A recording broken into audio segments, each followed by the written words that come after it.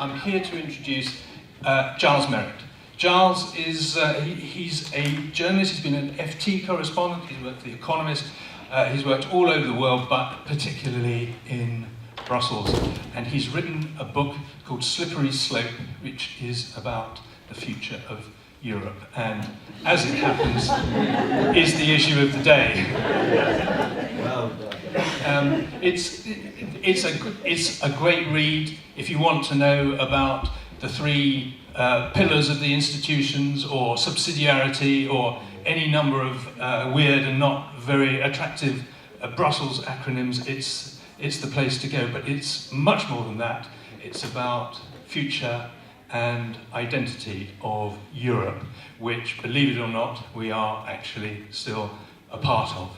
And if only it wasn't for that 21 miles of water between us and France. But it was only a moment ago in geological time that we were actually physically part of Europe, and the Waveney River was a tributary of the Rhine. I'm going to sit, let Giles take over, but I'd just like to ask him to start with. I read the book. It's perfectly clear that you didn't expect and you didn't want the result that we got yesterday. Am I right? No, I hope everybody can hear my funny voice, and if you don't, I would just advise moving forward.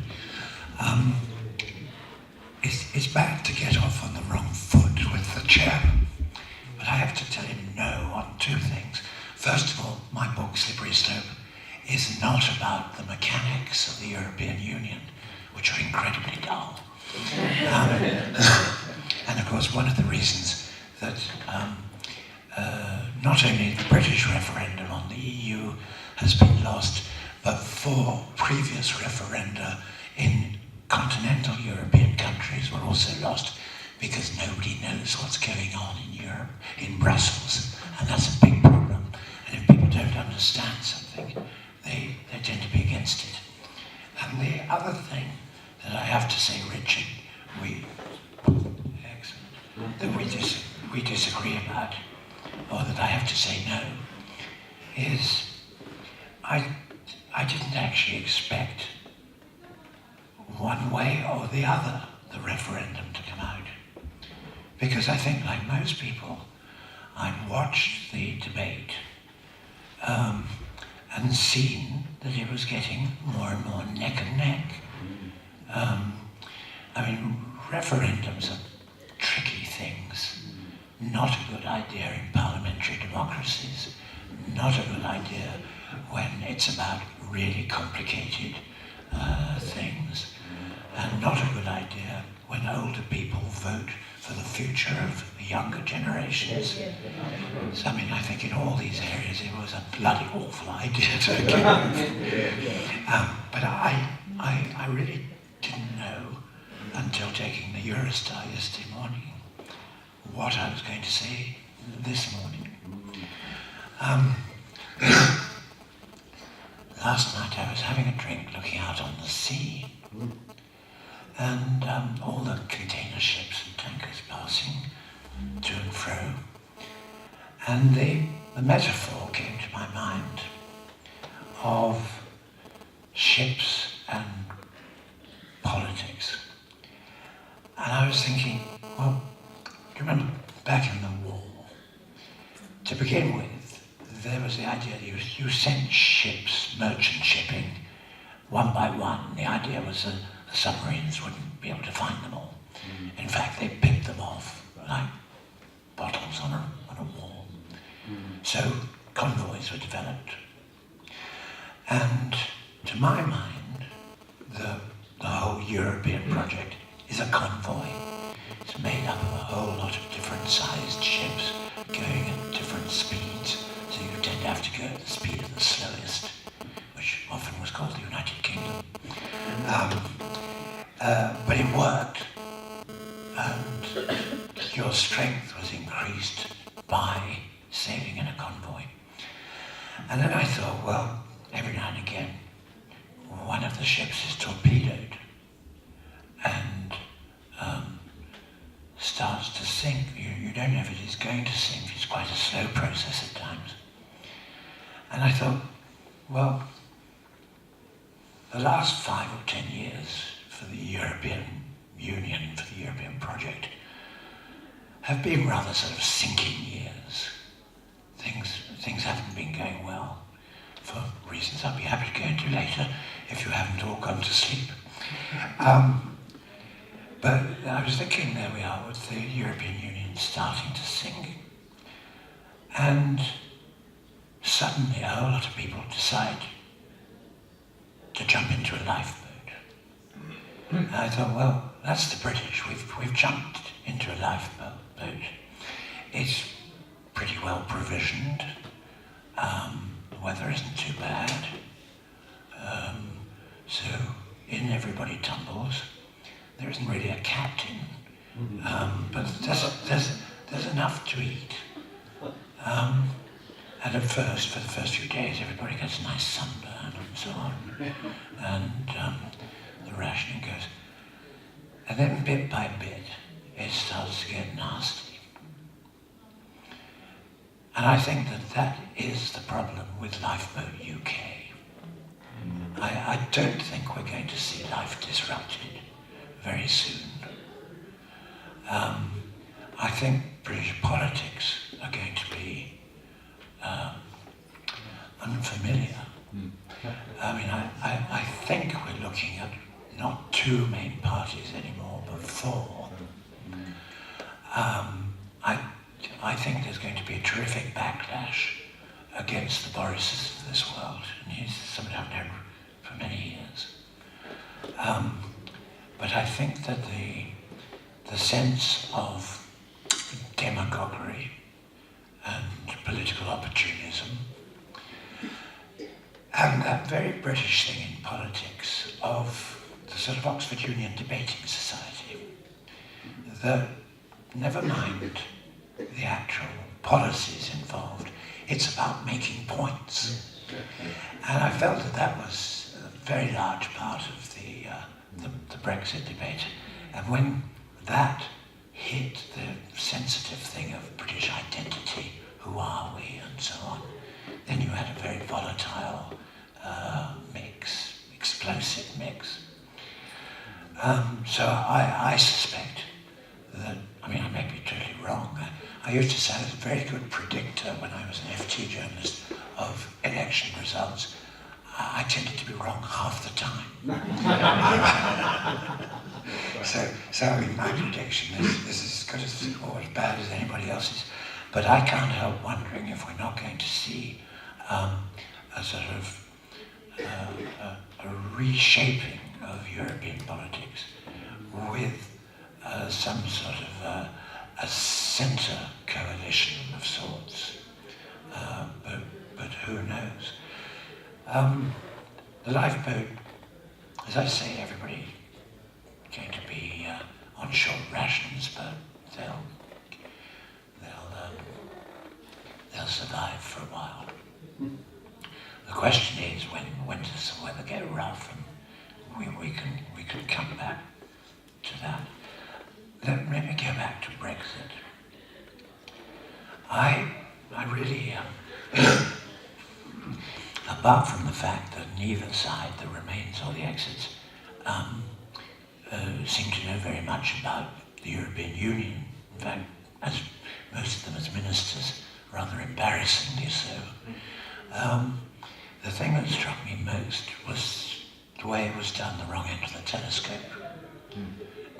It was all about Britain. Well, you can understand that as British debate, but of course that's totally wrong if you're looking at the globalized world of the 21st century. The British issue is not meaningless, but it's secondary. The big question is us Western Europeans in a world that is changing so fast. And my point of departure, and I have to say I'm not a terribly popular person in Brussels. I've been there since 1978, so everybody now and again annoys me by saying, "Oh, Giles, you're an institution." Horrible thing to say. But the thing that strikes me most of all is that Brussels, there's a Brussels mindset, as well as the institutions, were really constructed for the 20th century. We all know, the Berlin Wall was still standing, so on and so forth. And it's totally inappropriate to the 21st century. And when you start to look, and that's why I wrote the book, I thought, we've got to wake up. We've got to wake up, and we've got to stop squabbling about minor things, about political constructions and so on. And we've got to wake up to the fact that in the next 4 decades to 2050, none of the 4 big European economies will still be in the top 10 global economies. They drop out one by one in every decade. Germans go last, of course, but by mid-century, nobody is going to be amongst the heavy hitters from Europe. And the other sort of rather awful figure is at the beginning of this century, well, actually in about 2010, we, the Europeans, because I continue to think that we have to consider ourselves as a collective, we basically accounted for 1/3 of the global economy, which was a bit down from the 20th century, but still pretty good. Well, by mid-century, that's going to be 18%. I mean, economists' forecasts, based largely on things like demographics and so on, which are fairly reliable, we'll be down to 18%. The worst news is Asia. Asia is currently about 22% of the global economy, and by mid-century, it's likely to be 54%. Over half. And it seems to me that that's what the European Union is all about. Now, as I was trying to say, and then I interrupted myself, I think that the EU has a lot to answer for. Just as I think Cameron has for calling a referendum unnecessarily. I think the EU has played a part in this whole debacle. On a first level, I cannot understand why the European Commission, with all its resources, could not prepare fact sheets on different issues and just distribute them widely. And not say it's us who's saying so, but source the facts. I went to Smith Square to the European Commission and asked for exactly that. And there's a plethora of literature, but unintelligible really. Well, Yes. certainly to pass out to other people. So I tried to do so myself, but I went to a debate and the vicar stopped me from distributing it because it would have made the church partial, in his eyes, to the debate. If you've got that level of lack of engagement, we are in trouble. I agree. And I agree with you about the incomprehensible nature of most European Union literature. I don't understand it myself. I ring people up and say, now tell me. So, I think the Commission, like the vicar, the whole EU, like the vicar, didn't want to get involved. And I thought that was lily-livered. Yeah. Why not be involved? It's not a domestic British issue, it's a pan-European issue, as you can see from opening any newspaper this morning. It's been feared around Europe, like me, in people's hearts of hearts. We never really expected it, just because it seemed so crazy. And I always thought the Remains would squeak through. But of course, we can't entirely blame the the EU for not having got involved, not having set the record straight on a whole lot of things. I mean, I think we also have to blame the British mass media, where it's still been the influence of Australian and Canadian proprietors who have never really forgiven Britain for choosing Europe over the Commonwealth. I mean, it seems strange to say so these days, but I think it's a lingering resentment. I think the third element that is a real problem is the insularity of our own politicians. They're not nearly as visible in Brussels. I mean, in Brussels I know, I have lunch or dinner with a whole lot of European politicians. I invite them to the conferences that my think tank organises. They come. The British know. They tend to be, they come to the Council of Ministers meeting on a government jet, get off, driven to Charlemagne, do the secret meeting, and then get back on the plane. And I think that there is this resentment amongst British politicians that the action has been moving to what the people in Brussels rather irritatingly call the centre. But it's true that our decisions of the EU are not taken by the EU. When people say to me, the EU says, I say, well, what do you mean by the EU? It's a collection of countries. It's ramshackle. It's secretive. It's a lousy communicator. But it's not some sort of godhead that sort of sits there and pronounces. So I think that one of the problems for British politicians is that it's not Westminster, and therefore there is a sort of distance, a resentment. What's going to happen now? God, I wish I knew. What I think is that we're looking at the last days of the EU in its present form. So I think the question is it going to be a weaker, a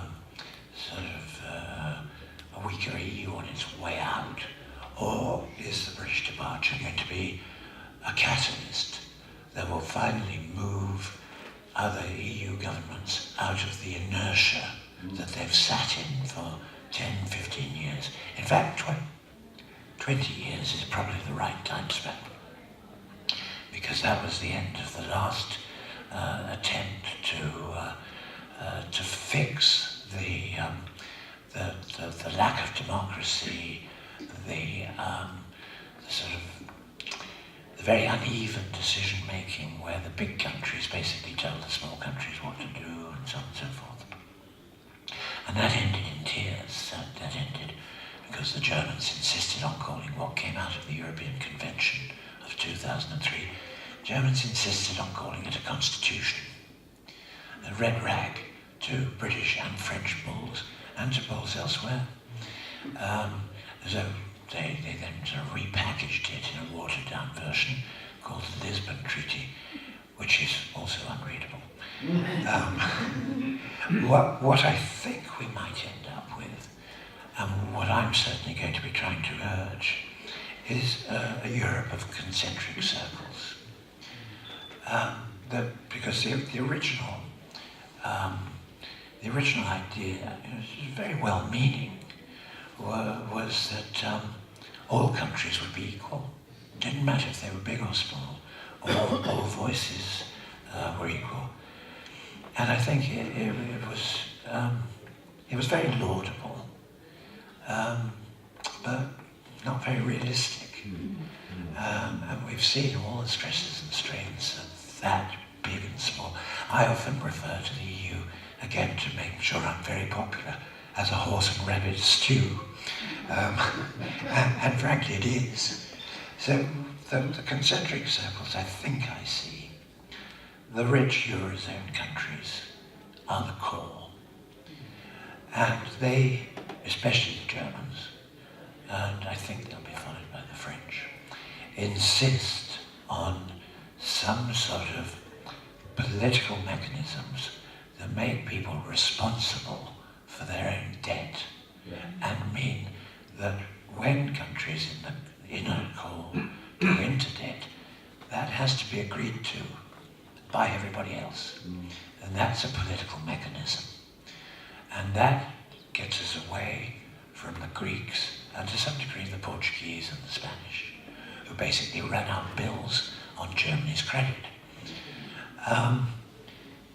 The second ring around that core is precisely the Greeces and the Portugals and maybe the Spanish, who are still Eurozone, but without the same clout, and that has to be acknowledged in some political sense. The third ring of our concentric circles, which I believe is going to be necessary, but is going to come as a hell of a shock, is I think that's where we're going to have to put the Poles, the Hungarians, the Czechs, and any other EU country that does not abide by liberal democratic standards. So anybody that tries to gag the press or fire the civil servants because they're not part of the clique or whatever goes into that third circle, and with all the appropriate political constraints. That leaves one more circle. It's a big one, and it's called Britain. And I think that where we're going to find ourselves, because nobody wants the present situation. I strongly suspect, this is an aside, I strongly suspect that Boris Johnson didn't want it either. I think his game plan was actually to become leader of the opposition and then win a general election at a later point, hoping that Jeremy Corbyn would have totally messed up things so that it would be a shoo-in. I think that was the idea. But we're now in a situation that nobody wants. So we have to find a compromise. And I think the compromise we're going to find is Britain in the European Economic Area. So we can stop talking about all these silly things like Swiss models and Norwegian models. European Economic Area imposes on Britain everything that the Brexiteers said they wouldn't accept. They are part of the single market, so we don't disrupt not only the European economy, but the global economy.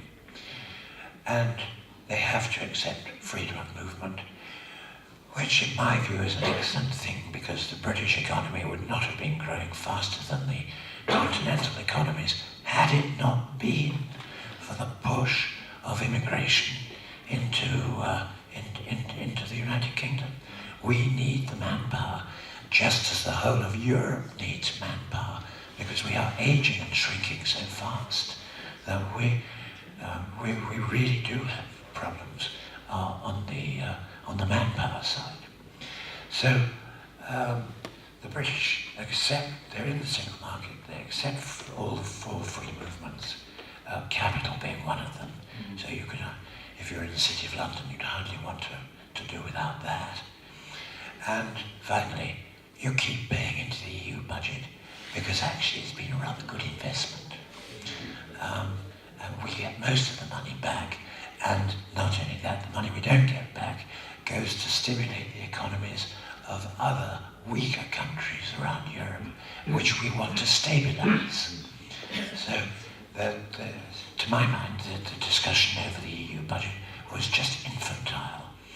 I think I'm more or less running out. Just let me finish. When you run out. Yeah, the lifeboat has now hit some bad weather, and there wasn't a captain to begin with, but by golly, it was a boat full of barrack room lawyers, and they're all arguing with each other, and nobody knows whose hand is on the tiller. So goodbye, SS Britain. No.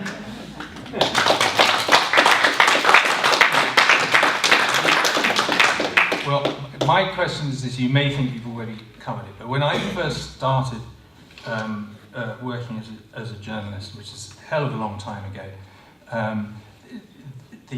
the EU, Brussels, felt like a completely different sort of thing. It felt like something exciting was going on in Brussels. It felt like there was a big idea there. Now, this was the time when the single market was being developed and being pushed towards completion. And so you had a big idea, and then you had other big ideas. You had the euro, you had enlargement. Now, you may hate them, you may love them, but they were big ideas. And when it came to the single market, interestingly enough, the Brits were driving. Is there another big idea coming? I think the big idea is some sort of political union and some sort of a rethink, a regeneration of the European Union.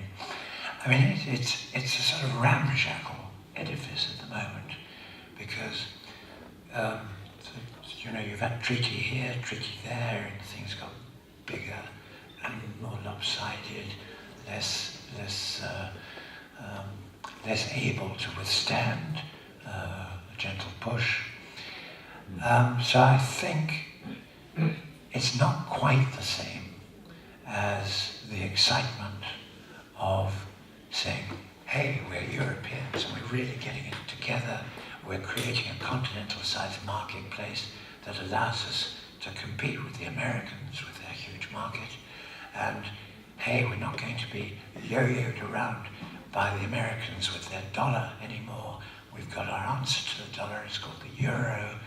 And hey, the Berlin Wall came down and we can't afford to let those very volatile ex-communists just sort of rattle around on our borders because that's a sure recipe for trouble.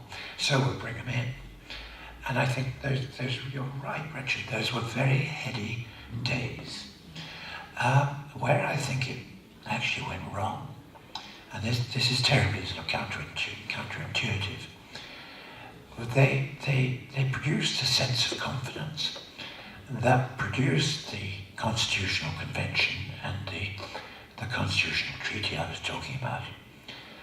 And looking back, it seems natural when a sort of project is at its height, at its apogee, everything is going well. You think that's the moment to strike with a new and exciting political idea. I wonder if that's right.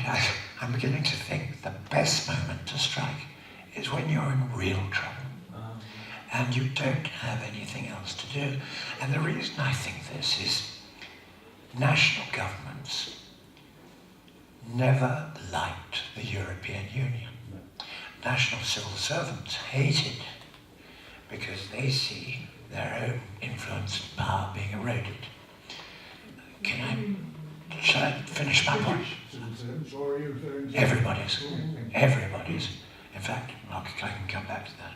But I've now forgotten what I was going to say. It's always tricky. National governments didn't like the single market.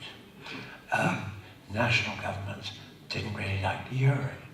National governments were very leery about the Big Bang enlargement.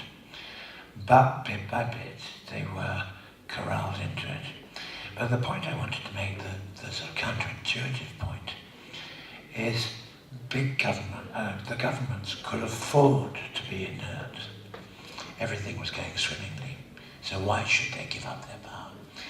Now it's different. Look at the political map of Europe.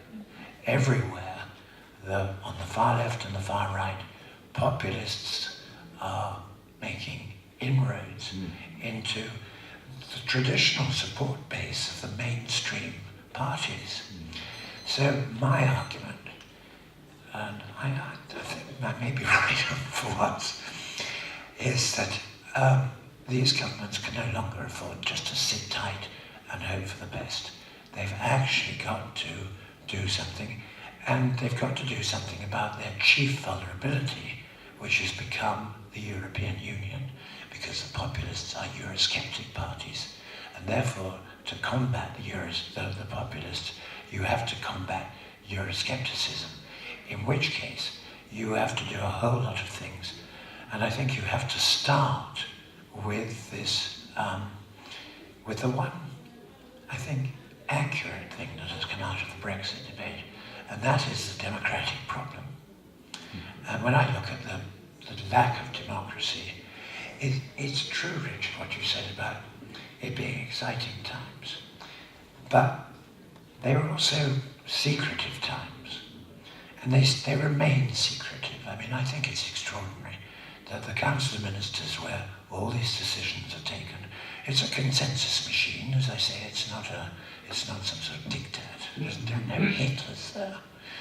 But their decisions are taken in secret. There is no public record of which minister said what, or how they voted.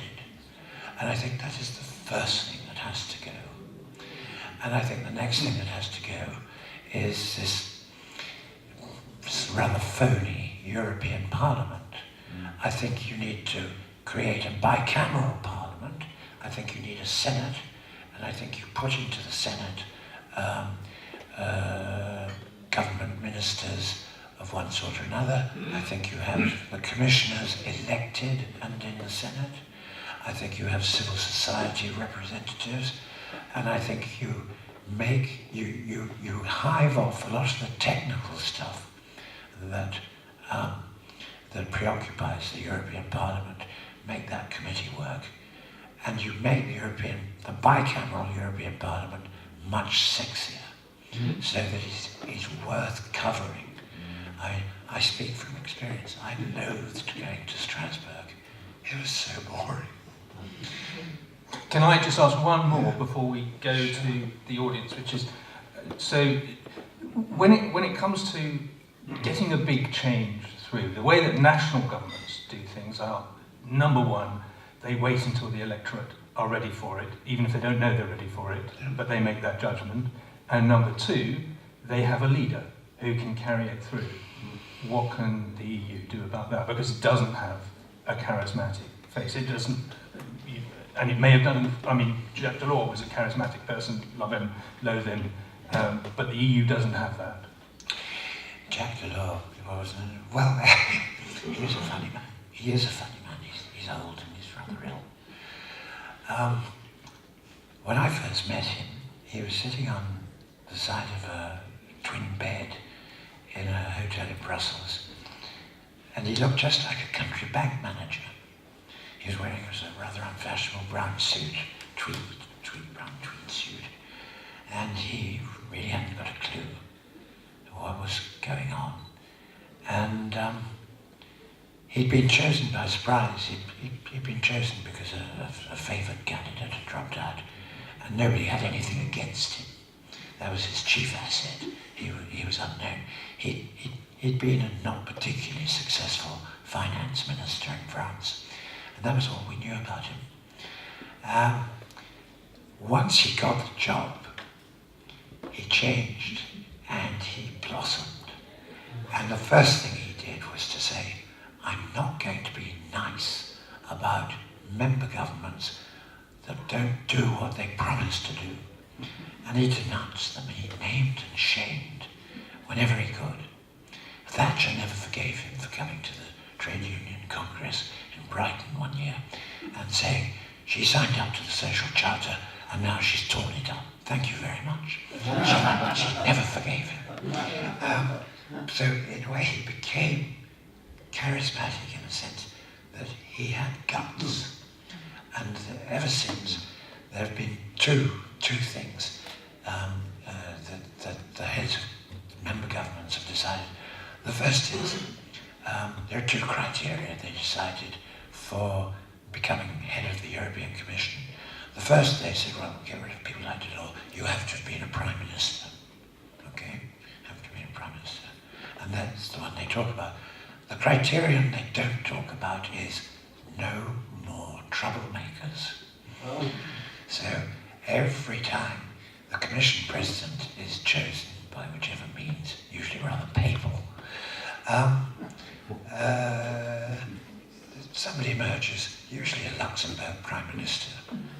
going to say boo to a goose.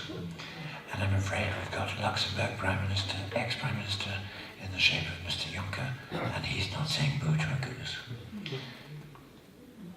So it can happen, it did happen. Sorry, I totally forgot your question, Richard. I'm carried away with my unpleasant remarks about Luxembourg Prime Ministers. What I was going to say is, I don't think charismatic politicians are sort of littered around the place and you have to pick one.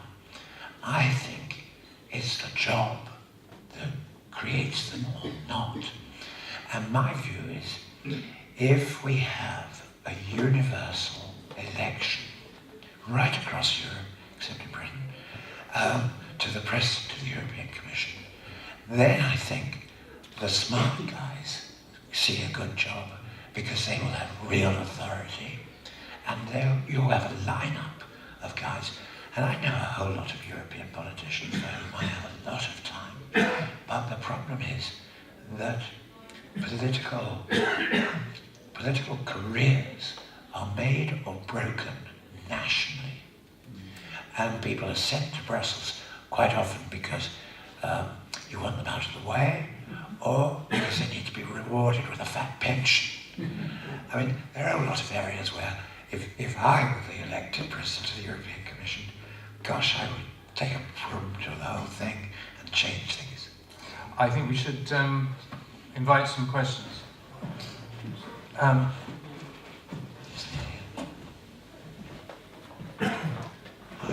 Just make sure everyone can hear. In your book, and I haven't read it fully yet, because there's too much to absorb.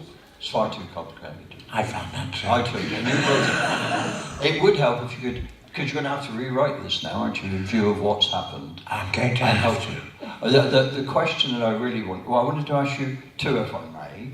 One was that in your book you say a lot of the prime ministers and presidents of European countries know what to do. What they don't know what to do is how to get re-elected thereafter, because their own nation will view them, as a lot of us have said, were actually accused of being, during the Remain campaign, as being traitors to our country, which is a terrifying thing for people to be confronted with. But what I wanted to know is there a different mindset that we have a problem in England, and perhaps not Scotland so much, is understanding that continental Europeans, one of their biggest drivers for unity is the fact that most of them, in history, have occupied their land and their country, and it's been occupied by various neighbours, and that is a bigger driver to hold them together than for them to split apart. We don't have that sort of compulsion because the war memories are receding. People that knew of them sadly have died. And other than Sheila Hancock, I think, that made a very good, strong point in the debate, that's been forgotten. But it shouldn't be forgotten. All politics is local, we know. And Britain is no different to any of the European continental countries, in my opinion, or to the United States or anywhere else. And I think this is the tricky part of the 21st century. I think during the 20th century, we had, despite the 2 world wars, grown very used to having, and the 19th century too, I guess, we've become very used to having a super privileged place in the world. The war thing, I'm less convinced about. The only thing I would say about it, I mean, we the British have never been able to escape involvement in European conflicts down the centuries.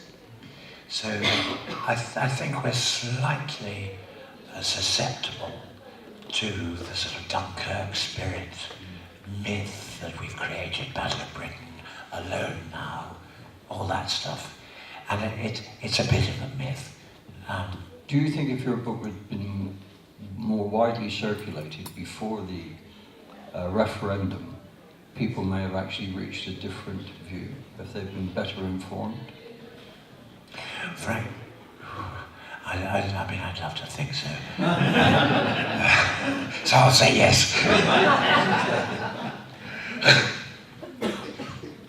Another question? Thank you. Good morning. I found what you said extremely interesting.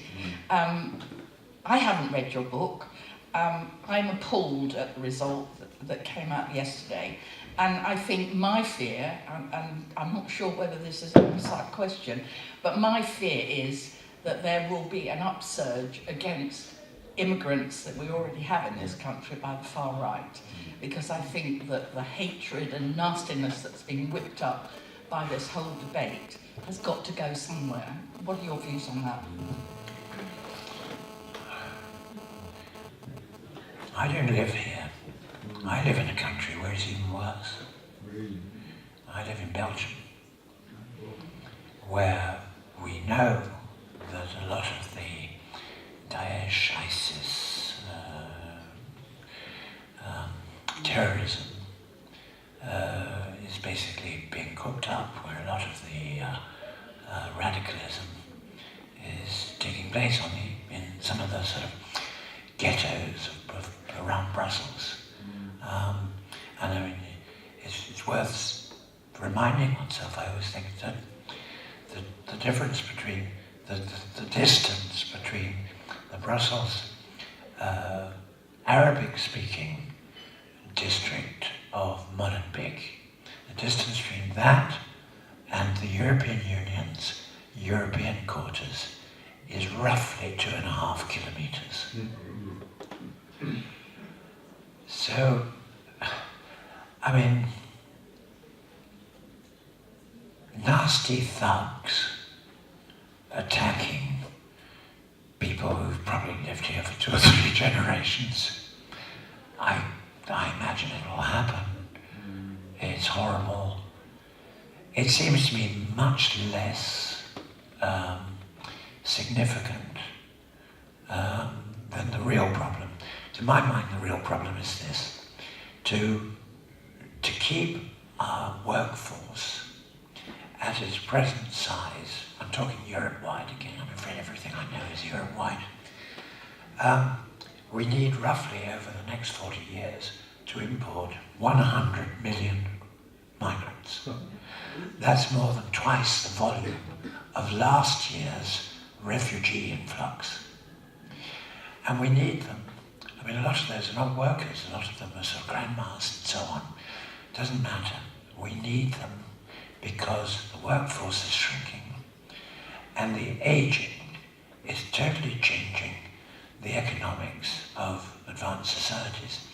And the sort of gee whiz statistic that frightens me is right now, on average, we've got 4 people in work for every pensioner.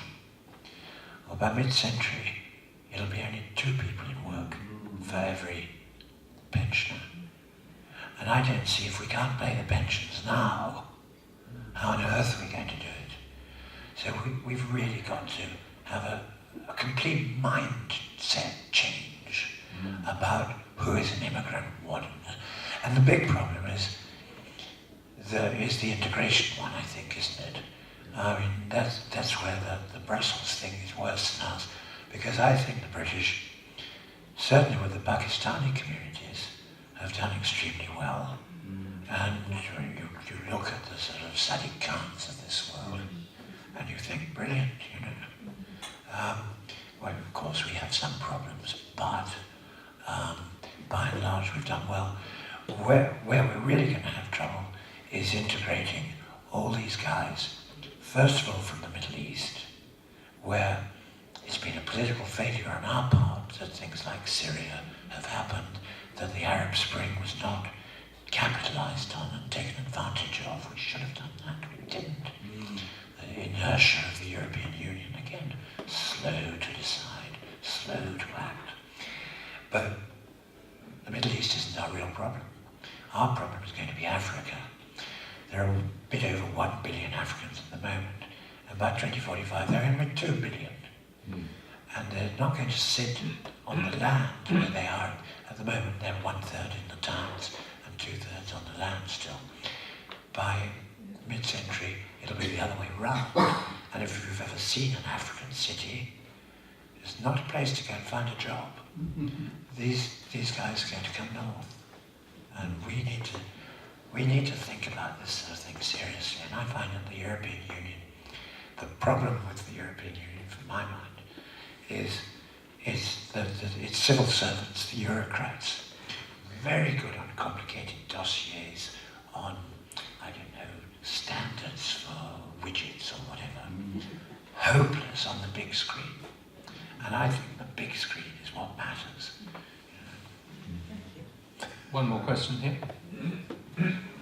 I'm just wondering, what you've been saying is very interesting, and people, I used to cover Brussels on the farming side, agriculture, 84 with milk quotas and all that sort of thing. Right. But it was really interesting, and there were exciting stories, and people wanted to read them when they got them here. But the difficulty was trying to persuade news editors and the editors of mass media here to use this to anything about Europe. They just used to spike.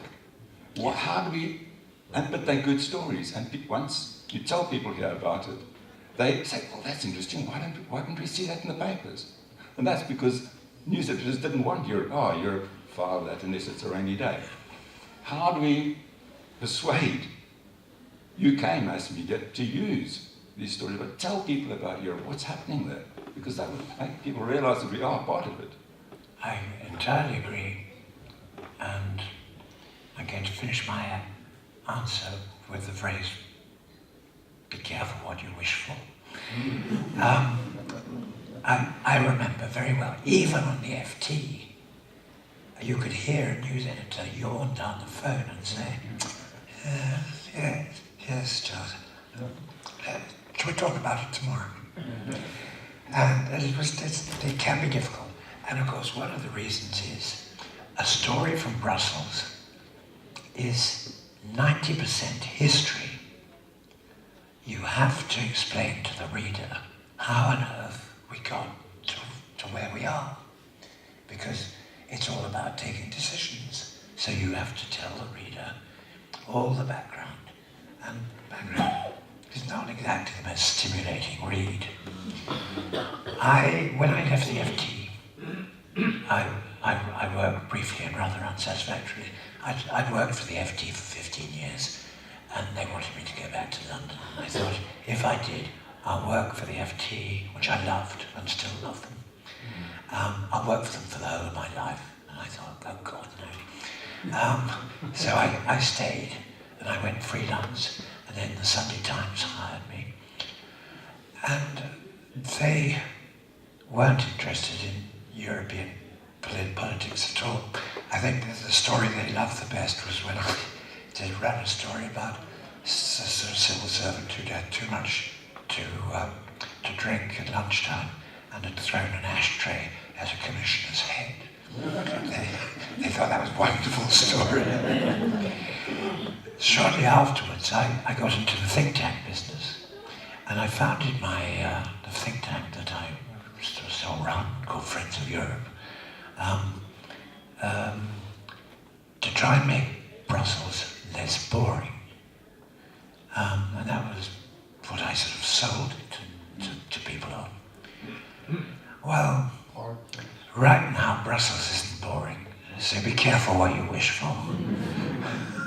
I think one of the problems that happen with press coverage is that in the absence of, a clear sort of sexy angle to Brussels stories, going back 10, 15 years, what happened was, one journalist in particular, who I think was for the Telegraph, he discovered that you could actually sell Brussels stories if they were all about the total absurdities that you could find. If necessary, make them up. And that journalist's name was Johnson, B. Johnson. I remember those days very well, and we all knew that they were made up. And Boris at first was considered to be a likeable enough chap, but after a while he became greatly disliked by his colleagues because they were constantly getting stories. Oh, they were getting callbacks, as they called it in the trade, from their own editors, saying, why haven't you got the straight banana story, or the small condoms for the Germans, or whatever it was. They said, but it's not true. And the desks didn't want to hear that. So, by and large, his stock fell amongst reputable journalists. I think that we are probably just about coming to out of time. You've got 5 minutes. Would you? You say we're in a lifeboat without a captain at the moment. Do you not see the possibility that a captain will arise? I believe in most of the lifeboats in the convoys, when they were under pressure, a captain did come forward and did save a lot of those people. So do you not see the possibility of a captain arising now? Yeah, I mean, possibility, yes, absolutely. Why not? Captain Johnson, Captain Gove, who knows? I mean, Captain May, maybe. I suspect that the rest of the people in the lifeboat, I think more than half the people in the lifeboat are going to be extremely critical of whoever is at the tiller. I think that we've somehow sleepwalked into this Brexit thing, and I think that the political backlash against those who can be considered responsible is going to be very, very, very strong. I think it's the lady of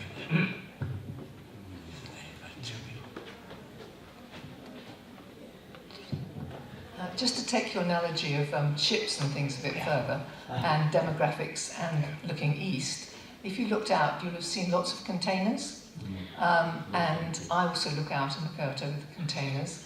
And there seem to be two major containers that go out. One is the Chinese from Felixstowe, and the other are Maersk, which is Danish, which is actually the largest container ship. But the two are all, I mean, both two are competing. And certainly we are owned here by China in Felixstowe, you know, the Chinese company. And China all over the world wants to invest, so it doesn't matter whether you're in Angola or Pakistan or wherever, that's China's aim. So I think looking to the demographics of the East is actually quite important. Couldn't agree more. I think it's the lady over there. Do you think it would have been better for Cameron to remain and see us through the next few years? Without a referendum? I think once he lost the referendum, that was the end of it, wasn't it? And no, I can't see how somebody who'd made such an extraordinary error of judgment would survive. And also, with all the other piranhas snapping around him, seems to me he was in deep trouble. Personally, I think I hadn't realised that his plan was to stay until October. I think he should have gone straight away.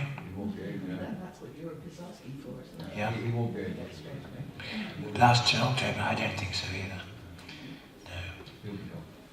And it's not clear whether you actually need a general election. Because there might be a Corbyn-led coalition of Remains. I don't know. Who knows? Giles, I'm in danger of getting into trouble. Oh. Our time is up. Thank you very much indeed.